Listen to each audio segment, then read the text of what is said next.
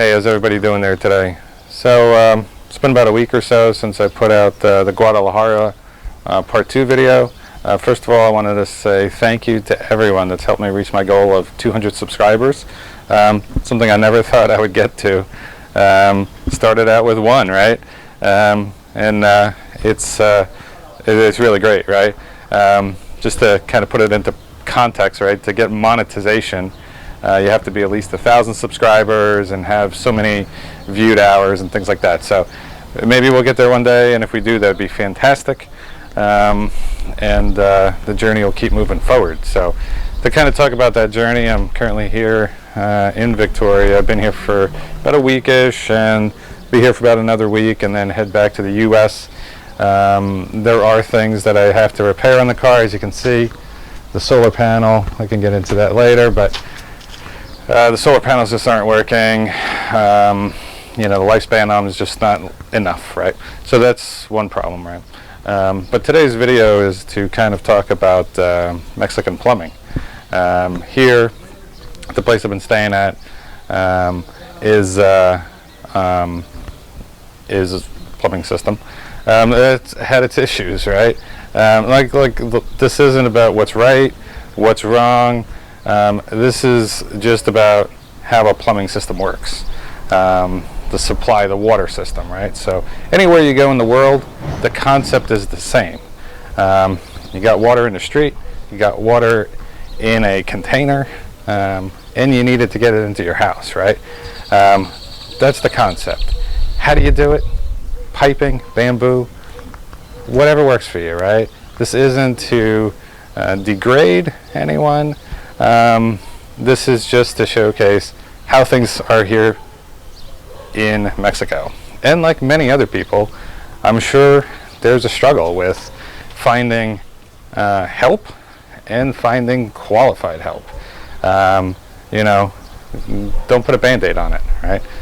Fix it right the first time, right?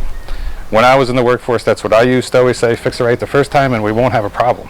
If you put a band-aid on it and it comes back, it's going to be a problem. So always fix it right?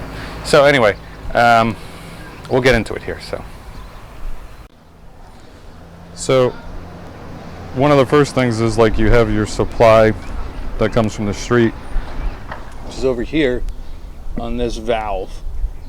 And anywhere you go is the same, right? So you have your supply from the street. This is your main cutoff for your water. So that comes up here, and then this is a one-way check valve, right? So the water goes in this way, but it doesn't allow it to go back in this way. There's a spring and there's a ball and there's a stop in here. And the reason why this is here is because this house has a water tank on the roof. So 5 o'clock every day, approximately, the city shuts off the water. And when they shut the water off, this pressure from the street is less than the tank pressure. So what would happen is, if you didn't have this, the water would bleed back into here and down into the city water, and you would lose your water pressure. And you would lose your water for your tank in your house, right? So anyway, that's kind of the setup. It goes through your meter, because generally water's not free, and then it goes down, in this case here, down into the pavement. So you can see on the top here, I'll just back up here a little bit. So you can see there's a water tank.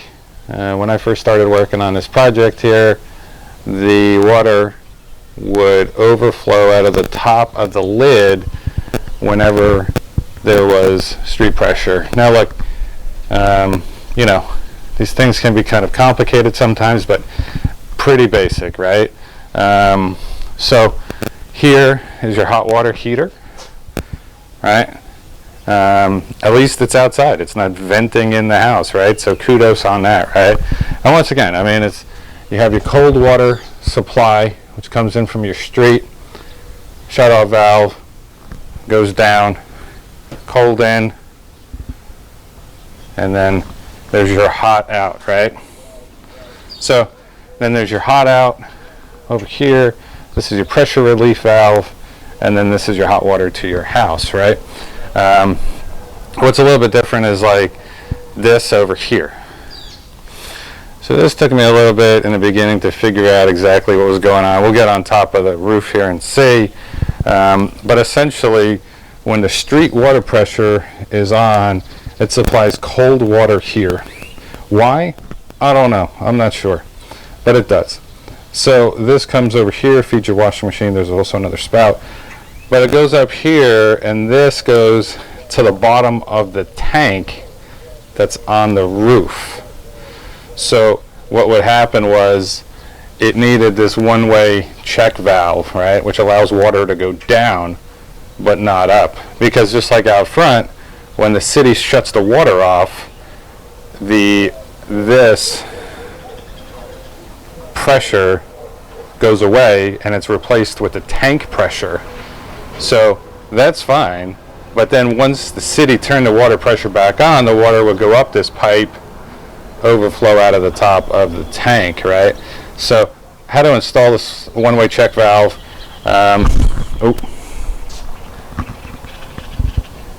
Sorry. And it's been fine ever since. So, like there's another valve, the person that worked on this installed this. Their thought was like, you shut the tank off and you turn the city water on and all this other stuff. You didn't need any of that. You only needed this to help control that. So we'll get on the roof. So this pipe here is from the street. So right over there behind the electrical box is where we were before. Why does it come out here? Well, I can't really tell you, but that's how it is, right? So it's half-inch plastic PVC, which runs over here. So this is the pipe. It's an interesting fitting. Looks like it's some type of flared glue. I haven't seen that before, but that is what it is, right? This is also an interesting connection, but it works. It holds the pressure, right? So there's I think this looks to be about 150-gallon tank. There's your vent line for your air, right? So you always want to make sure that's clear. This is your water fill. Inside of here is a float. So here's that tank float system that sits there.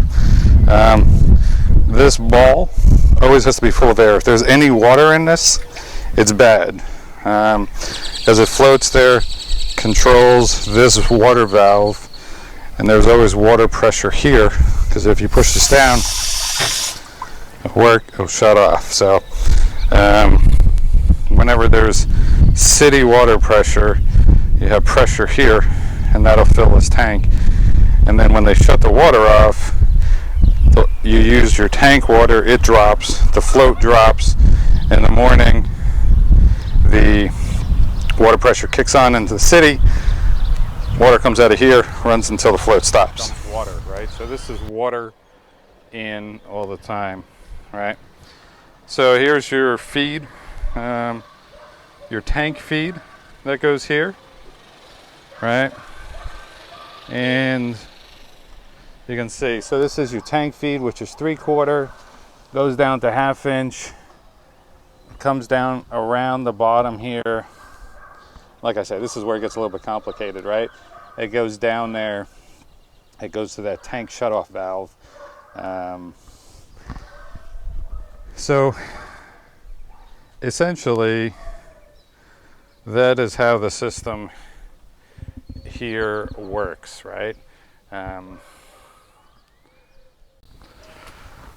So in a brief time period, that's how the Mexican water system here works. So even after the one-way check valve, even after fixing leaks, switching pipes around, switching the float, understanding when the water shuts off, understanding all the pressures, still had low pressure inside the house. Now when I say low pressure, I mean I'm in the car, get about 30 psi on the lowest setting on the pump. I don't know what it is inside, I don't have a gauge, but it's less than that, right? So maybe 25 something like that, about that. But it was even less. It was like a trickle.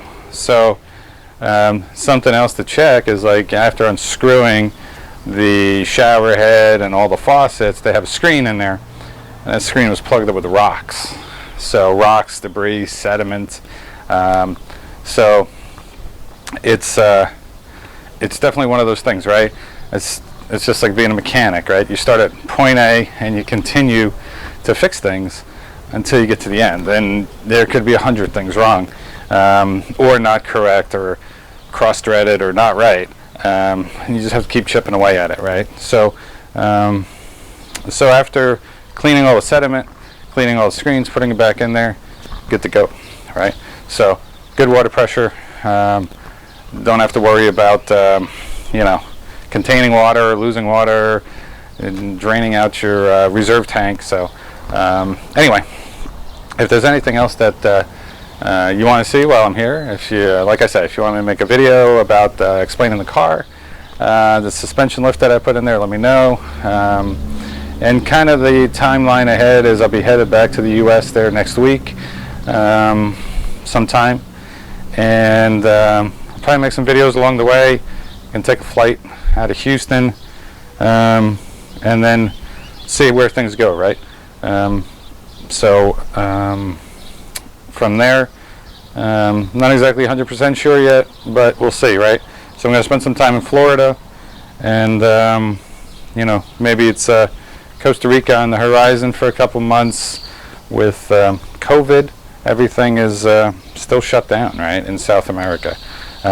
So it doesn't make sense at least I don't think it makes sense for me to drive back to Florida, fix the car, right, which is going to take some funds, right, to fix solar panel, upgrade, DC charger, everything else, and then head back down, knowing I can only get down to Panama, right? It's a problem I think many people have, right? I would like to put a DC to DC charger in here. I would like to put different solar panels. The car's got about 145,000 miles on it. It is starting to give me a small problem. It is heating up after about 4 hours, 4.5 hours of use. Something's dragging on the engine. I don't know exactly if it's the transmission, if it's the rear end. So that's something else that's on the horizon to fix, right? And with fix comes cost, and you need money to pay for that, right? So we'll see how it goes, right? Anyway, I'm going to leave it here. And thanks for watching.